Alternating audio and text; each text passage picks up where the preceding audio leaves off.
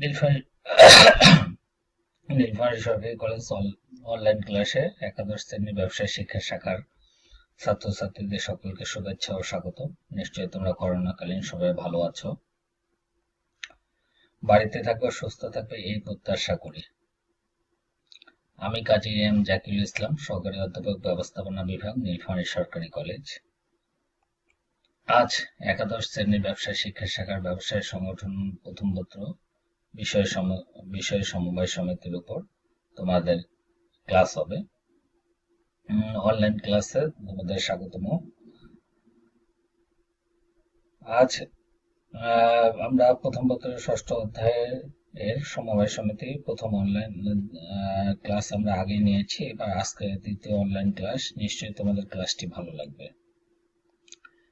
তোমরা জানতে পারবা যে সমবায় সমিতি কি, সমবায় সমিতির গুরুত্ব, সমবায় সমিতির প্রকারভেদ, সমবায় সমিতির গঠন প্রণালী।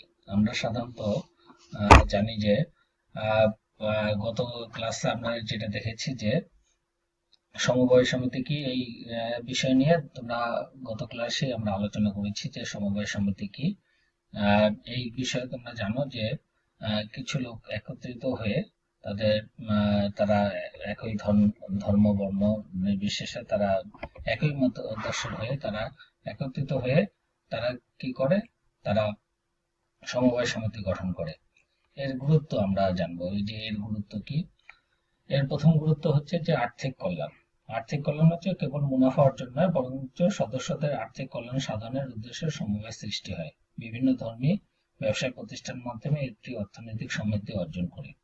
এরপরে আছে যে আত্মনির্ভরশীলতা। আর্থিকভাবে দুর্বল মানুষের নিজের আর্থিক কল্যাণ সাধনের মাধ্যমে স্বনির্ভর হওয়ার জন্য সমবায় পরিচালনা করে। আর্থিক অসচ্ছলতা বৃদ্ধি সমবায় সদস্যদের স্বনির্ভর করে তোলে। সম্পদের সুষম বন্টন। সম্পদ যেন সবার মাঝে সমভাবে বন্টন করা যায়। সমবায় তা নিশ্চিত করে। সমবায় কম আয়ের মানুষের সম্পদ বৃদ্ধির মাধ্যমে সুষম বন্টন সহায়তা করে। এরপরে আছে হচ্ছে যে সঞ্চয়ের সৃষ্টি। সমবায়ে অংশগ্রহণের জন্য সমবায়ীগণ নিজের আয়ের কিছু অংশ বাধ্যতামূলকভাবে সঞ্চয় করে থাকে। ক্ষুদ্র সঞ্চয় একসময় ব্যাপক আকার মূলধন রূপান্তরিত হয়। মধ্যস্বত্বভোগী উচ্ছেদ। সমবায়ের মাধ্যমে সদস্যগণ একত্রিত হয়ে উৎপাদকের নিকট হতে পণ্যদ্রব্য ক্রয় করার মাধ্যমে সুবিধাভোগীদের উচ্ছেদ করতে পারে। সমবায় মধ্যস্বত্বভোগীদের সহায়তা ছাড়া সদস্যদের পণ্যদ্রব্য ও সেবা সরবরাহ করে। ন্যায্য মূল্য সরবরাহ। সমবায়ে সরাসরি উৎপাদকের নিকট হতে পণ্য সংগ্রহ করে সদস্যদের মাঝে ন্যায্য মূল্যে সরবরাহ করতে পারে। তাছাড়া নিজেরা পণ্যদ্রব্য উৎপাদন ও সংগ্রহের মাধ্যমে পণ্য দিয়ে থাকে। এরপরে হচ্ছে বৈষম্য দূর। সাধারণত হচ্ছে একে অপরের প্রতি বৈষম্য দূর করার জন্যই সমবায় সমিতি গঠিত হয়ে থাকে। জীবনযাত্রা মান উন্নয়ন। সাধারণত সকলের জীবনযাত্রা মান উন্নয়নের জন্য সমবায়ের সৃষ্টি করে থাকে। ঐক্য সৃষ্টি। সমাজে বিভিন্ন শ্রেণীর লোক সমবায়ের মাধ্যমে একত্রিত হয়ে নিজেদের মধ্যে ঐক্য ও সংহতি সৃষ্টি করে। একত্রিত হয়ে মানসিক ও আর্থিক শক্তি সঞ্চয় করে। এরপরে আছে যে মূলধন গঠন। সাধারণত ক্ষুদ্র ক্ষুদ্র সঞ্চয় সংগ্রহের মাধ্যমে সমবায়ে ব্যাপক মূলধন গঠন করে থাকে। এছাড়াও আয় বৃদ্ধির মাধ্যমে মূলধন গঠন করা সম্ভব হয়। সচেতনতা সৃষ্টি। নিজেদের মধ্যে সমবায়ের মাধ্যমে সদস্যগণ দেশ, জাতি ও সমাজ ও বিশ্বের অনেক তথ্য সম্পর্কে জানতে পারে, ফলে তাদের সচেতনতা সৃষ্টি হয়। কৃষির উন্নয়ন। সমাজের সাধারণত আমরা দেখে থাকি যে সময়ের মাধ্যমে একত্রিত হয়ে কৃষকরা সহজে কৃষির উন্নয়ন ঘটাতে পারে। সমবায়ের মাধ্যমে ব্যাপক ঋণ সুবিধা পাওয়ায় কৃষকরা কৃষির উন্নয়ন ঘটাতে পারে। এরপরে আমরা দেখব যে সমবায় সমিতির প্রকারভেদ। কিভাবে সমবায় সমিতি প্রকারভেদ। আমরা সাধারণত এখানে 4 প্রকারের: সদস্য প্রকৃতি ভিত্তিক সমবায় সমিতি, উদ্দেশ্য ভিত্তিক সমবায় সমিতি, সংগঠন ভিত্তিক সমবায় সমিতি এবং দায় ভিত্তিক সমবায় সমিতি, এই 4 ভাগে ভাগ করা হয়ে থাকে। কিন্তু আমরা দেখি যে প্রতিটার মাঝে আবার আরো বিভক্তি আছে। সাধারণত কম আয়ের মানুষ প্রচুর মূলধন বিনিয়োগ করে বৃহৎ আকারের ব্যবসা বাণিজ্য চালাতে পারে না। অল্প কিছু সংখ্যক লোক একত্রিত হয় সততার ভিত্তিতে সমবায়ের মাধ্যমে ব্যবসা চালাতে পারে। উদ্দেশ্য, দায়, গঠন, সদস্য প্রকৃতি অনুযায়ী সমবায় বিভিন্ন রকম হতে পারে। তো এখানে 4 প্রকারের সমবায় সমিতির কথা বলা হয়েছে। তোমরা দেখবে যে সদস্য প্রকৃতি ভিত্তিক সমবায় সমিতি সাধারণত সদস্যদের প্রকৃতি অনুমান অনুভব করেই আমরা সদস্য ভিত্তিক হয়ে থাকে। যেমন উৎপাদক সমবায় সমিতি কাকে বলছে, যে উৎপাদক সমবায় সমিতি, ভোক্তা ক্রেতা সমবায় সমিতি, পেশাজীবী সমবায় সমিতি, পেশাজীবীর মধ্যে আছে কৃষি সমবায় সমিতি, মৎস্যজীবী সমবায় সমিতি, শ্রমজীবী সমবায় সমিতি, অনেক সমবায় সমিতি। সদস্য প্রকৃতির মূল যেটা হচ্ছে যে উৎপাদক সমবায় সমিতি কাকে বলে? অপেক্ষাকৃত কম আয়তনের মূলধন বিশিষ্ট সমবায় সমিতির উৎপাদকগণ অধিক উৎপাদন ও প্রতিযোগিতায় টিকে থাকার জন্য যে সমবায় গঠন করে তাকে উৎপাদক সমবায় সমিতি বলে। সাধারণত ক্ষুদ্র আয়তনের উৎপাদকগণ এরূপ সমবায় সমিতি গঠন করে বৃহদায়তন উৎপাদকের সাথে প্রতিযোগিতায় লিপ্ত হয়, যেমন তাঁতি সমবায়, কামার সমবায় সমিতি ইত্যাদি। ভোক্তা বা ক্রেতা সমবায় সমিতি ন্যায্য মূল্যে মানসম্পন্ন পণ্যদ্রব্য ও সেবা সামগ্রী ক্রয় এবং সদস্যদের চাহিদা অনুযায়ী সরবরাহ করার উদ্দেশ্য নিয়ে যে সমবায় সমিতি গঠিত হয়ে থাকে তাকে ভোক্তা বা ক্রেতা সমবায় সমিতি বলা হয়। সাধারণত অপেক্ষাকৃত কম আয়ের ক্রেতা সদস্যগণ এরূপ সমবায় গঠন করে। এরূপ সমবায় সমিতির মূল উদ্দেশ্য মুনাফা অর্জন নয়, বরং ভোগ্য পণ্য ও সেবা সামগ্রী ন্যায্য মূল্যে ও সহজে সংগ্রহ করা। এটাই হচ্ছে তাদের উদ্দেশ্য হয়ে থাকে। পেশাজীবী সমবায় একই পেশায় নিয়োজিত ব্যক্তিবর্গ সমবায় গঠন ও পরিচালনা করে তাকে পেশাজীবী বলে, যেমন বার অ্যাসোসিয়েশন, শিক্ষক সমবায় সমিতি, কৃষি সমবায় সমিতি, মৎস্যজীবী সমবায় সমিতি, এরকম আমরা অনেক দেখতে পাই। এরপরে আছে যে উদ্দেশ্য ভিত্তিক সমবায় সমিতি। আমরা উদ্দেশ্য ভিত্তিক সমবায় সমিতি বলতে কি বুঝি? সাধারণত উদ্দেশ্য ভিত্তিক সমবায় সমিতির ক্ষেত্রে সমবায় বিধিমালা 2004 এর 3 এক ধারা মোতাবেক উদ্দেশ্য বা পেশা ভিত্তিক বিভিন্ন প্রকৃতির সমবায় সমিতি গঠন হতে পারে। যেমন হচ্ছে ক্রয় সমবায় সমিতি, বিক্রয় সমবায় সমিতি, ঋণ দানকারী সমবায় সমিতি, সমবায় ব্যাংক, গৃহ নির্মাণ সমবায় সমিতি, বীমা সমবায় সমিতি, এরকম আমরা অনেক সমবায় সমিতি আমরা দেখতে পারি। তারপর সংগঠন ভিত্তিক সমবায় সমিতি। সংগঠন ভিত্তিক সমবায় সমিতির ক্ষেত্রে আমরা সাধারণত 5 প্রকারের দেখতে পারি যে সংগঠন ভিত্তিক সমবায় সমিতিগুলো কি হতে পারে। যেমন প্রাথমিক সমবায়, কেন্দ্রীয় সমবায়, জাতীয় সমবায়, ইউনিয়ন, মিশ্র সমবায়। এগুলো আবার বিভিন্ন ভাবে আমরা বলতে পারি যে কিভাবে হয়। প্রাথমিক সমবায়ের ক্ষেত্রে সাধারণত 20 জন, ধারা 8-1 কয় বলা হচ্ছে যে 20 জন একক ব্যক্তি মিলে সংগঠন করতে পারবে।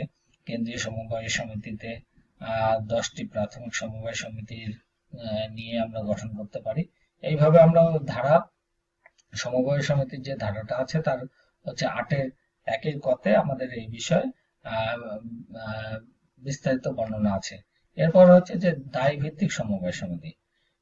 2 প্রকার হতে পারে, যে সীমিত দায় সমবায় সমিতি এবং অসীম দায় সমবায় সমিতি। সীমিত দায় সমবায় সমিতি আমরা কাকে বলছি? যে দায়ের ভিত্তিতে যে সমবায়ের সদস্যদের শেয়ার মূল্য দ্বারা সীমাবদ্ধ তাকে সীমিত দায় সমবায় সমিতি বলে। আর অসীম দায় ভিত্তিক সমবায় সমিতি হলো যে যে সমবায় সদস্যদের দায় অসীম দায় সম্পন্ন সমবায় সমিতি বলা হয়ে থাকে। এখানে আমরা সাধারণত এই যে সমবায় সমিতির যে বিভিন্ন প্রকারভেদ গুলো আছে, প্রকারভেদের ক্ষেত্রে আমরা কিন্তু দেখতে পাই যে 4 প্রকার আমরা দেখলাম, যে সদস্য প্রকৃতিক ভিত্তিক, উদ্দেশ্য ভিত্তিক, সংগঠন ভিত্তিক, দায় ভিত্তিক। এগুলো এর মধ্যে আরো অনেক তোমরা দেখতে পাবা যে তারা কিভাবে বিভক্ত হয়েছে। এরপরে আমরা দেখব যে সমবায় সমিতির গঠন প্রণালীটা কিভাবে গঠন প্রণালী হয়। সাধারণত আমরা সমবায় সমিতি 3 প্রকারের এখানে দেখা যাচ্ছে, যে উদ্যোগ গ্রহণ পর্যায়ে, নিবন্ধন পর্যায়ে এবং কার্যারম্ভ পর্যায়ে। উদ্যোগ গ্রহণ পর্যায়ে আমরা এখানে বলতে পারি যে গঠন প্রণালী করার ক্ষেত্রে আমরা সমবায় হলো সমশ্রেণীর স্বল্প আয়ের মানুষের এমন একটি স্বেচ্ছা সংগঠন যা আইনের মাধ্যমে সৃষ্টি হয় এবং ব্যক্তির ন্যায় নিজ নামে কার্যক্রম পরিচালনা করতে পারে। আইনের মাধ্যমে সৃষ্টি হয় বলে আইনের নিয়ম পালনের মাধ্যমে সমবায় সমিতির গঠন ও পরিচালনা করতে হয়। 2001 সালে সমবায় আইন অনুযায়ী সমবায় গঠিত হয়। সমবায় সমিতি গঠন প্রণালীকে আমরা 3টি ভাগে ভাগ করতে পারি। এই যে আমরা যেমন দেখলাম যে উদ্যোগ গ্রহণ পর্যায়ে, নিবন্ধন পর্যায়ে এবং কার্যারম্ভ পর্যায়ে। উদ্যোগ গ্রহণ পর্যায়ে আমরা সাধারণত সমমনা বা সমপেশাভুক্ত চুক্তি সম্পাদনে সক্ষম কমপক্ষে 20 জন ব্যক্তিকে সমবায় গঠনের উদ্যোগ গ্রহণ করতে হয়। উদ্যোক্তাদের মধ্য হতে কমপক্ষে 6 সদস্যের একটি অস্থায়ী কার্যকরী কমিটি গঠন করতে হয়। উক্ত কমিটি সমবায় নিবন্ধনের যাবতীয় কার্যগুলি সম্পাদন করেন। এরূপ কমিটির ধরন হলো চেয়ারম্যান থাকবেন, ভাইস চেয়ারম্যান থাকবেন, সেক্রেটারি থাকবেন, কোষাধ্যক্ষ থাকবেন এবং সদস্য 2 জন। এরাই হচ্ছে যে উদ্যোগ গ্রহণ করবেন এবং কমিটি প্রথমে একটি সমবায় উপবিধি তৈরি করবেন। ওই উপবিধিতে যে সব বিষয় অন্তর্ভুক্ত থাকবে সেগুলো হলো সমবায় সমিতির নাম, ঠিকানা, উদ্দেশ্য, কার্যাবলী, মূলধনের পরিমাণ, সদস্য, এগুলো থাকবে। এরপরে আস্তে আস্তে হচ্ছে নিবন্ধন পর্ব। এই পর্যায়ে নিবন্ধনের উদ্যোগ গ্রহণ করতে হয়। সমিতিটি যে এলাকায় অবস্থিত সেই এলাকায় সরকার কর্তৃক নিয়োজিত সমবায় নিবন্ধকের অফিস হতে নিবন্ধনের আবেদন ফর্ম 1 সংগ্রহ করে তা পূরণ করে জমা দিতে হয়। 50 টাকা হচ্ছে যে প্রাথমিক সদস্য ফি, সমিতি নিবন্ধনের জন্য 50 টাকা এবং অন্যান্য প্রাথমিক সদস্যদের জন্য 300 টাকা কেন্দ্রীয়। এইভাবে কিছু ইয়ে আছে। আর কোঅপারেটিভ ক্ষেত্রে একটা নির্দিষ্ট চার্জ আছে। নিবন্ধন পর্যায়ে এরপরে আমরা সাধারণত দেখে থাকি যে কার্যারম্ভ পর্যায়ে নিবন্ধনপত্র পাওয়ার পর সমবায় সমিতি তার কার্যক্রম শুরু করতে পারে। নিবন্ধন প্রাপ্তির পর আইনগত সমবায় সমিতি সমবায়ের কথাটি ব্যবহার করতে পারে, তবে অনিবন্ধিত কোনো যৌথ সংগঠন সমবায়ের কথাটি ব্যবহার করতে পারে না। সমবায় বিভিন্ন ধর্মীয়, ব্যবসায়িক, অর্থনৈতিক ও সামাজিক সংগঠন পরিচালনা করতে পারে। সমবায় আইন অনুযায়ী আমাদের দেশে সমবায় গঠন ও পরিচালনার মাধ্যমে নিম্ন আয়ের মানুষ নিজেদের অর্থনৈতিক সমৃদ্ধি ও সামাজিক অবস্থার উন্নয়ন সাধন করতে সক্ষম হয়। আমরা সাধারণত এইভাবে সমবায় সমিতির গঠনগুলো করতে পারি। প্রথমে উদ্যোগ গ্রহণ হবে, তারপরে নিবন্ধন হবে, তারপর কার্যারম্ভ আমরা পেতে পারি এবং কাজ আরম্ভ করার পরে এই পত্র পাওয়ার পর আমরা কাজ। এখানে আমরা দেখিয়েছি যে তোমরা সবাই জানো যে উড়ন গাইড, যে আসলে এককভাবে কিছু হয় না, দুজনে মিলে মানে সকলে মিলেই আমরা এটা করতে পারি। তো আমরা এই আমরা সমবায় সমিতিতে আমরা সকলে মিলেই আমরা কিন্তু একটি সুন্দর সুখী বাংলাদেশ করতে পারি। সকলকে ধন্যবাদ। তোমরা ভালো থাকবে, সুস্থ থাকবে এই কামনা করে আজকের ক্লাস শেষ করছি। আগামীতে আমরা অন্য আরেকটি ক্লাসে আবার তোমাদের সঙ্গে দেখা হবে। ধন্যবাদ সকলকে।